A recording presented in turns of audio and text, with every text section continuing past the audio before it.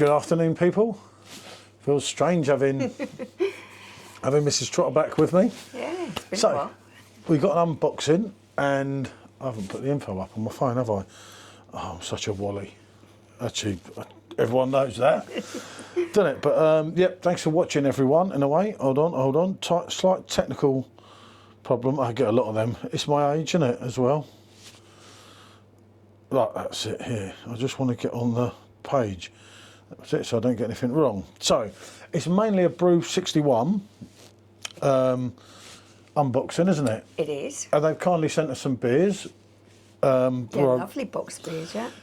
Yeah, I was expecting like 2 or 3 beers, and I got this box. I thought, wow, someone likes me. Hold on a minute. And it's really good for me, as I'll go into in a minute, because a lot of these are well out of my comfort zone. Yeah, there's things that you wouldn't necessarily pick for yourself, are they, to review? So it's really good to be doing something a bit different. Yeah, it's really great, as I say. But they're like basically a craft brewery based on a family farm in Worcestershire. I'll put, as I say, with a herd of Highland cows. I will put the info from their Instagram onto here, as I say, and they seem to have gone up and up a level, and obviously there's numerous pictures showcasing the beers and everything. The first thing I noticed when I opened the box, I've already opened the box, but it is an unboxing, was, and this is probably how your boxes will be, when you get them, you have a lovely tasting note sheet, which is really good.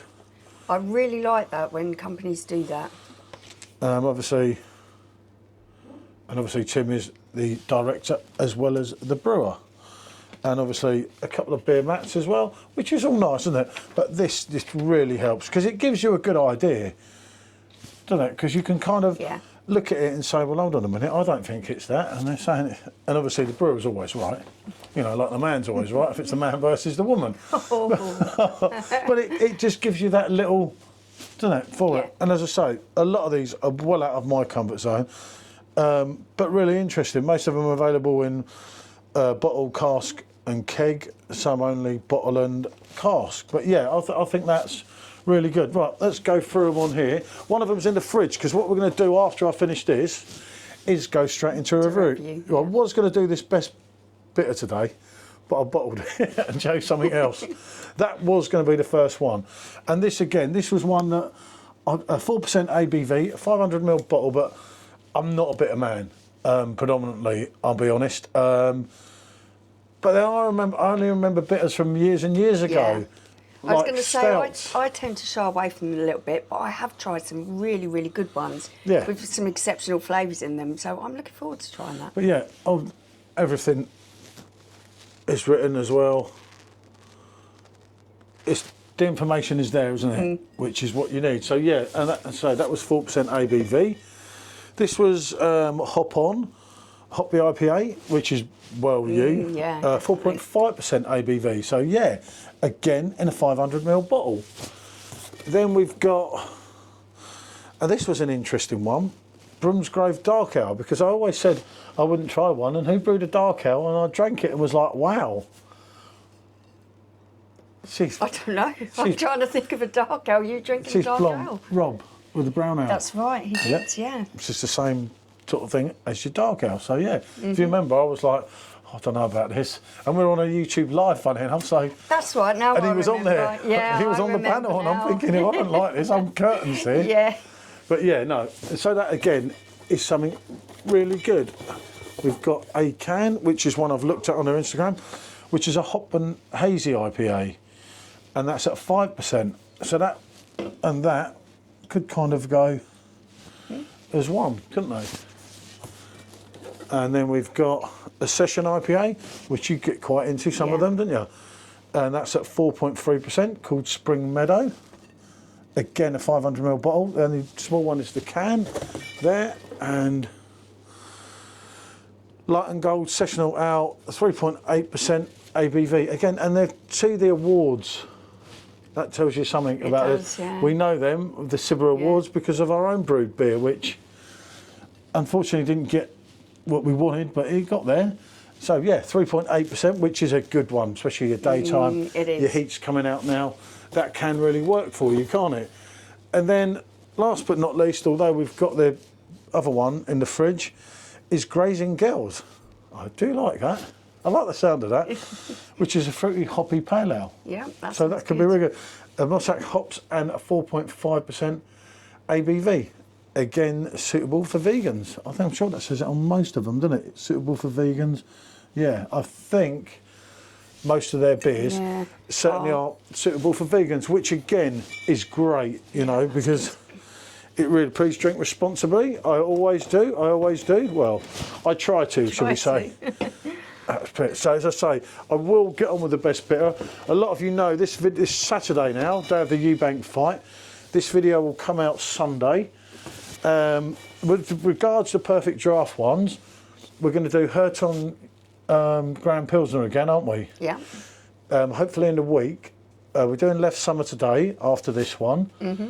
We've got Left Blanche to go in, but we will do the Pilsner quick because we think that the Pilsner, obviously the dates, if everyone's got the same date as us, there's something about that, isn't there? But I won't say until we know for sure, and we can't know for sure till we put that keg in, but we can't put that keg in until we get rid of that one and that one, and it's somewhat confusing here. And the only ones where everyone was asking what we picked up away was a double Summersby's, blueberry and apple. These were from Budapest Airport. Obviously we couldn't take anything from the Greek airport because we had to go through customs again. And this is a Greek brewed Heineken. And I think we've got a Spanish brewed Heineken out there, so we'll do them as well see if there's any difference at some point. Right, now we've got a glass, haven't we? Did we have a glass? Yeah, we've got one. That one, yeah. So we're going to go on, and this is the other one that was kindly sent to me.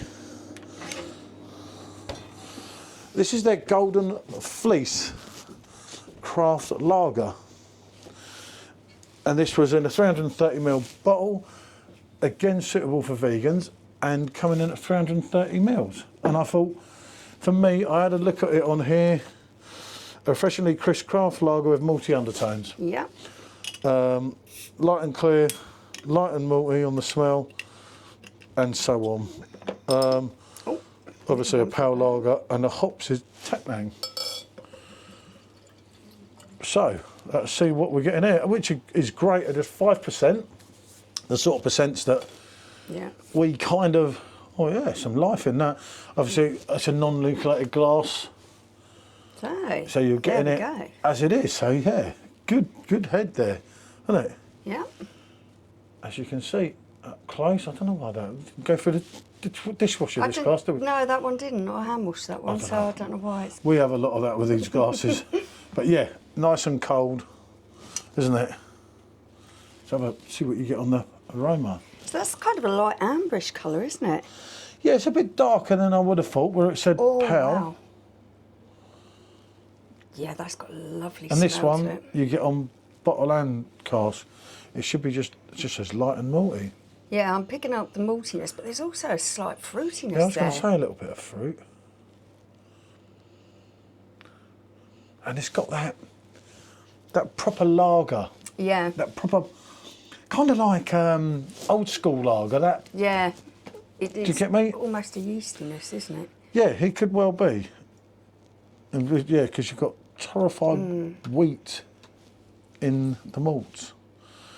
Maris Ota Extra Pale Lager Malt, Carrot Gold and torrefied wheat, which is interesting. Right, well I'm going in to try the this proof is one. in the pudding, that's what they say. I just picked that because I thought for me, that's one really easy to get on with, and I think something that I have a very feeling will be quite pleasurable. Got to give it a bit of a bazzer.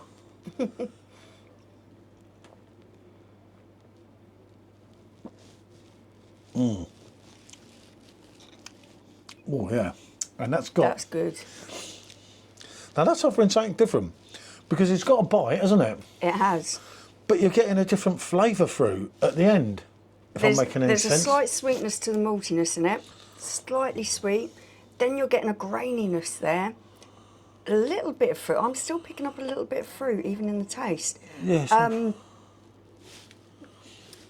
Yeah. God. But is it, you're getting a kind of a bite, like it's leading you towards a Pilsner, but then it's not, because you've got something on the undertone coming through.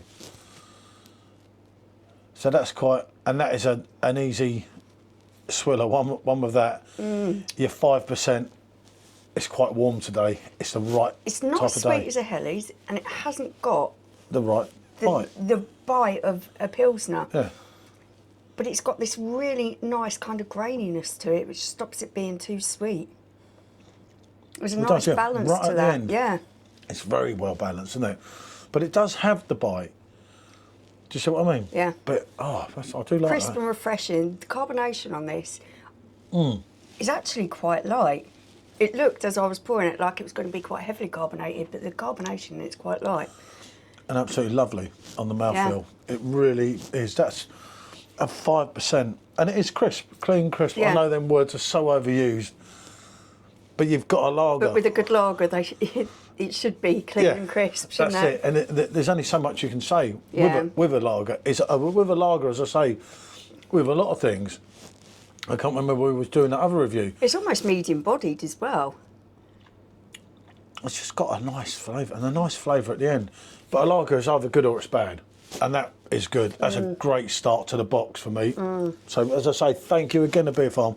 Yeah, well done, guys. That one is lovely. It's absolutely brilliant, as I say. That's the sort of lager that I'd have brought, though, in a way. But Yeah. it's the rest of them. So it'll kind of get interesting as we progress through it. We'll try and do a couple of them together. Like I said, that could go with that or so on. But yeah, it's brilliant. And it, obviously, as a lot of you know, we're always trying to promote all the craft breweries we can. Yeah, it's miles better than your bulk standard, isn't it? It's not that generic kind of lager. No, it's totally where it's different. just like lots of other lagers that you've tried. It actually has its own stamp. It's that kind of graininess to it that I'm really, really liking. It's not that, as I say. And the more of it I drink, the more I am getting the bitterness at the end. But it's just slipping down so well. And great, yeah, as I say, that's why I changed from the bitter. Because I thought if I'm negative on the first one, people are like, oh, what's he doing? But I will do I'm the going to go in bitter. with a scorecard on this because this is really nice. Okay, we're going to do a scorecard. I'll have to Lagers, get like mine. I say, can be a bit generic. They can be a little bit samey. This one isn't. It's got its own flavour to it. It's got a nice body to it, and nice balance. That's getting a 9 out of 10 for me. I like that a lot. I'm going to rate my beer of 8. I could even go as high as an 8.5. I love it where it's 5%. Because I do panic sometimes with some of the real lighter lagers when they get it wrong. They can be a bit watery, They can be a bit watery in that. This has got almost medium body. It's really got a lot of flavour in it. that's gonna be good on your palate. Yep. Whether it's in the sun, whether you're not in the sun. For me, as I say, it's a win-win. Unfortunately, it's a 330ml and not a 500 one. Bigger one. Yeah, we're getting through that pretty quick, aren't we? Yeah, no, cheers, guys. And well done on this one. That's a really good, It is, yeah. beer. And as I say, the more of it that I drink, the more I'm getting that Pilsner bite. But it's not just the bitterness on the aftertaste. There's something else there I can't put my finger on. Do you get me? It's not just your bang Pilsner bite like a Hasselroder would give you. A standard. I'm getting grain and cereal kind of taste to this. Why? I know. He wouldn't be here apologise. if he didn't interrupt our review, would he, with his barking? He's having a spell. He's getting old, isn't he? But no, yeah, an absolute cracker of a beer. One I'd highly recommend if you like your lagers. I was going to finish that then myself. Oh, right. That's nice. I nearly did. That's rare. She doesn't normally. New M, eh? But no, as I say, if you like your lagers, you're not going to go far wrong with this. More with a lot of the other things, as I say, they are more Michelle's forte than mine. But obviously, we'll get on with them. We're away for a couple of days, Tuesday to Thursday. We've got the Tottenham game Thursday night. Yeah. Oh, God. But we'll do another one of these at least, or a double by the weekend. So, what can I say? Thanks for watching, and Dankeschön, as they say in Rome.